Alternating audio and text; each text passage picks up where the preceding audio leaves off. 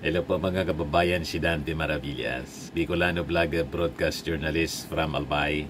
Kakaiba talaga po itong si Sara Duterte. As you know, lumipad pa Kuwait at ang sabi, after Kuwait, dahig na naman.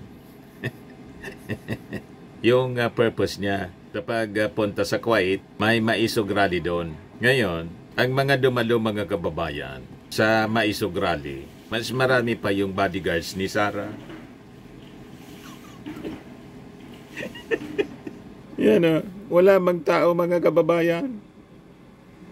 Sa mga upuan, yung mga tao, nandito lang, mga gwardya pala niya yan. Sabi dito sa video, mas marami pa ang kanyang bodyguard kaysa sa dumalo. Ang tanga lang hinaharangan siya, wala namang tao. Ayan panoorin natin mga kababayan.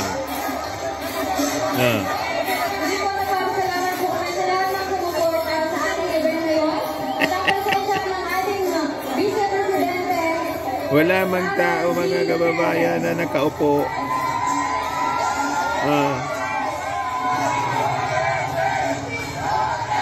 Mas marami pa ang kanyang bodyguard kaysa sa dumalo. Wala mang mga tao sa paligid, pa isa-isa. Ito lang Ulitin natin mga kababayan para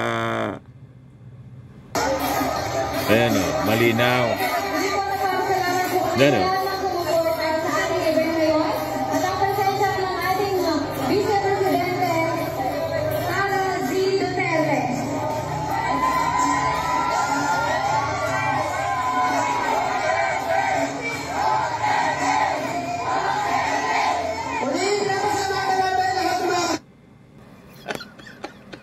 Hindi yan dinoktor na video Actual video mga kababayan. Wala mga tao, pa isa-isa lang doon sa paligid. Ang makikita natin, lahat upuan, may nakatayo.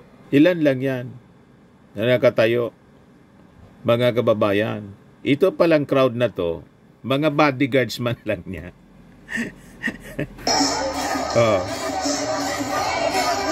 Mga bodyguards niya.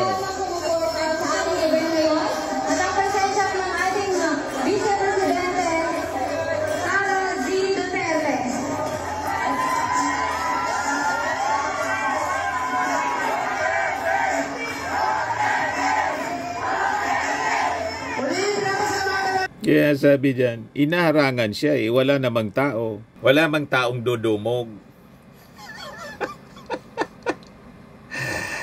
Pinagduluko lang nila yung kanilang mga sarili mga kababayan. Yan mga bodyguards, hindi man talaga kailangan doon. Unang-una, wala mang tao na marami. Kailangan lang po ang mga bodyguards kung marami ang crowd para hindi po imab yung guest. Pero kung wala man tao sa paligid, anong rason na kordonan mo yung vice presidente? Di ba OA po? Nawala na po sa tamang pag-iisip talaga itong mga taong ito. Lahat ng mga pinagagawa nila, sablay. Gusto nilang proteksyonan. Unang-una, nasa abroad po, sa Kuwait. Hindi man kailangan doon ang bodyguard po sa Kuwait. Sino man naman sa Kuwait mga kababayan ang pwedeng magtangka sa buhay ng vice presidente para ganon katindi yung kanyang kordon. Di ba mga kababayan? Yes, sabi ng mga nag-react. Masyado. Kung walang galit sa'yo, wala sana yan na mga bodyguards. Maganda sana yung fashion show mo. Sabi ni Roger Guillen Alcala, kakarampot na bisita. Ganon kahigpit, sabi ni Bergie, lalo na kung presidente siya.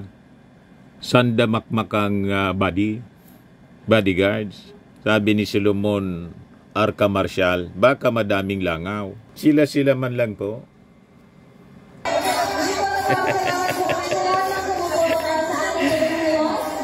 May mga saltik talaga po, mga kababayan.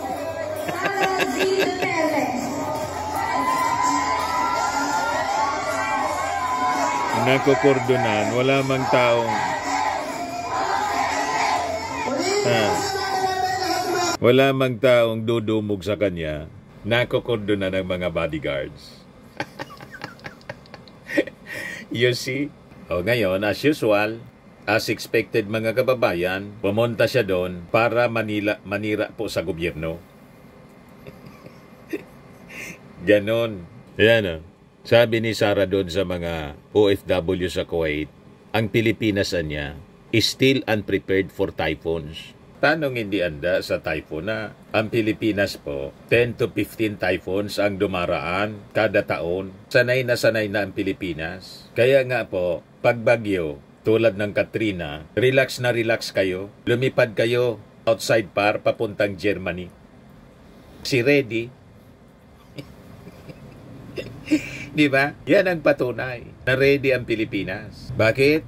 Kasagsagan ng typhoon, Katrina, lumipad ka pa Germany habang yung ating Pangulong Bongbong Marcos nasa pagbisita sa mga binaha ng bagyong Katrina. Di ba? July 24, 2024, Sara Duterte, family fly to Germany as Karina Lasses NCR. Ready po ang Pilipinas. Yan o, Duterte was spotted with her husband, Abogado Manasseh Carpio, their children and her mother Elizabeth Semerman at the Ninoy Aquino International Airport. Their plane bound to Dubai left at 1:50 a.m. habang binabayo ng Katrina at high floods ang NCR and nearby provinces. Ayan ang resibo. Patunay na handang-handa ang ating bansa, ang ating gobyerno. Hindi na nga kailangan yung tulong ninyo. Kaya nga umalis kayo. Pero ano yung ginagawa ng ating Pangulo? Ano ginawa ng ating Pangulo sa kasagsagan ng Katrina? Ito si PBBM nung panahon ng Katrina. Mr. President, sir, may we get your thoughts after your inspection this morning? Statement lang muna rin, sir. Okay. No, just a simple assessment lang, the reason I did this was to really inspect because I wanted to see what the situation was.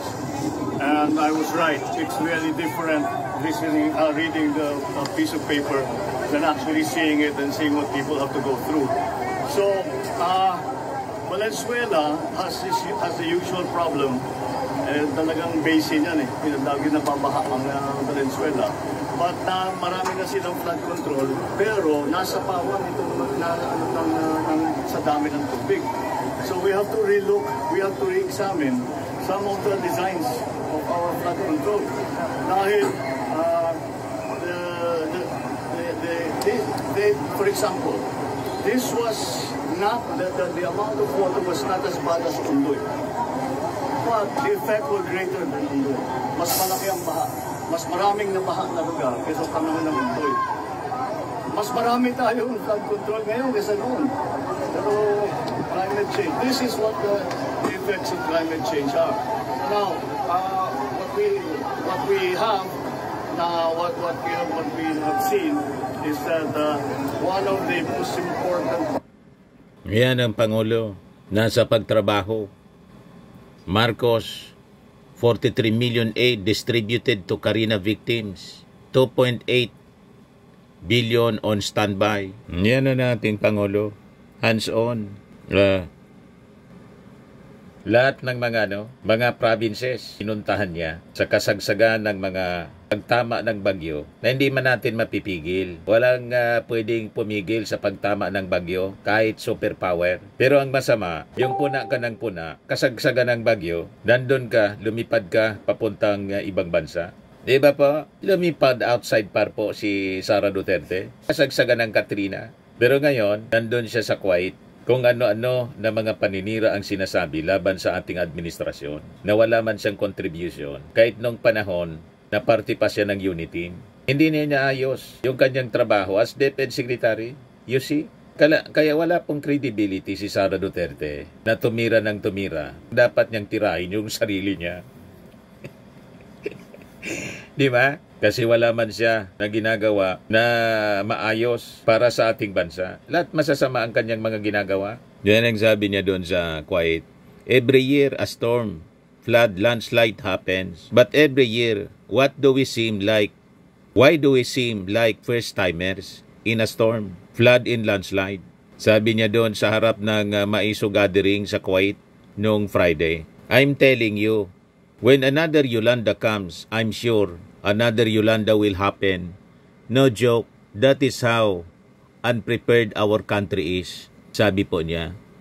That is why we must focus on it because we know it comes every year. We see the preparedness of other countries. So it means it is not impossible. It is not impossible dream. An impossible dream. Sigang daldal mo, yung mismong lungsod po ninyo, lugar ninyo, yung Davao City, despite ng billions of pesos na pork barrel ng kapatid ninyong si Pulong at yung tatay ninyo naging presidente, bakit binabaha pa?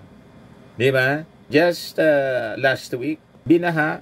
So ano nangyari? Kung hindi nga ninyo nagawa sa inyong sariling lungsod, anong rason na magagawa ninyo sa buong Pilipinas? Hindi nagawa yung preparedness ni Digong 6 years na. Tapos hinahanapan ninyo ang performance yung ating Pangulong Bongbong Marcos. Pinapaimbestiga na yung lahat ng mga flood control projects, hindi lang sa kanyang administrasyon, kundi previous administration, na lahat mga kababayan haros na discover, mga palpak. You see? Ito, August 15. Ay, gulo po yan. Ako nga, ganun po sa ano ma, Skyway, Aslex. Ay, gulo. Kung hindi nga ninyo, may presidente, naging presidente si Digong, tatay po ninyo. Kayo vice-presidente, ang Mayor Duterte, kapatid po ninyo. Haros pamilya ninyo ang may hawak ng Davao. O bakit yan ganyan? Kung yung lugar ninyo, hindi ninyo maayos, pagkatapos, buong Pilipinas pa, pinupuna ninyo ang buong Pilipinas. Yan o. Sariling lungsod ninyo, isang lungsod, binuhusan ng tatay ninyong ng 51 billion pork barrel ng kapatid ninyong si Pulong. Bakit ganyan ang baha sa inyong lugar? Wala kayong credibility to speak na magpuna. Ang dapat ninyong pinupuna, sarili ninyo, pati tatay ninyo, buong pamilya ninyo. Yan ang punain ninyo. Puna kayo kay President Bongbong Marcos. Hindi na nga ninyo, di nga ninyo naayos yung sariling lungsod ninyo. May problema sa pagbabaha. 6 years na naging Pangulo, yung tatay ninyo. At kayo, Vice Presidente ngayon. Congressman si Pulong, Mayor si Baste. Ano na? Huwag kami, Sara Duterte. Sa mga naghanap ng malinis and spacious fitness gym, pumunta lang po kayo sa aming Colossal Fitness Gym. We also offer Grab Car Rental with our brand new 2023 model ng Toyota Innova. We also accept booking for those who are planning to travel via PAL, Cebu Pacific, and other airline companies, local and international, and bills payment for Meralco Bills, PLDT, Aleco Bills, etc.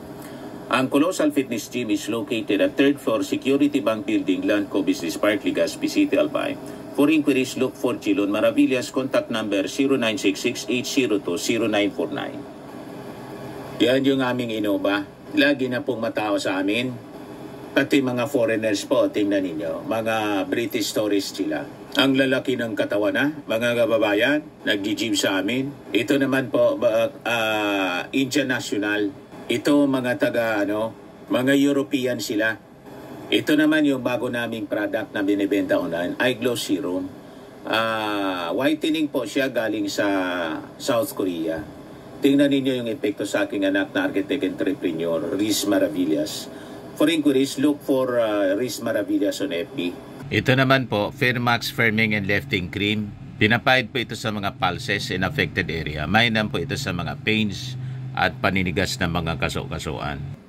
Ito po, Automax Radiant Serum. Sa mukha naman yung application. Anti-aging po siya. You will look 10 years younger than your age. Ito naman po yung bagong product naming binibenta online. I Am Worldwide. Amazing Pure Organic Barley Powdered Drink Mix from Australia. Endorsed by actress and cancer survivor Maritoni Fernandez. Sa mga gustong magnegosyo nito po, mag-message lang kayo sa amin kay architect entrepreneur Riz Maravillas. Pati coffee po, mayroon po healthy coffee. Ito yung distributor namin po sa Australia. Yan, mga celebrity endorsers po. Marami kaming mga stocks po, mga kababayan. Stable po yung company. Napakalaki yung company, mga kababayan. Ang mga health benefits po ng barley: boost immunity, improves digestion, enhances energy levels, packed with antioxidants, prevent cancer. For your business inquiries and orders, kontakin lang po ninyo yung aking anak, Chris Maravillas. Sa mga mahihilig naman po sa mga imported bags and wallets, dumiretso na lang kayo kay Ma'am Eileen Rosales, Eileen Closet po, nakabase sa Amerika.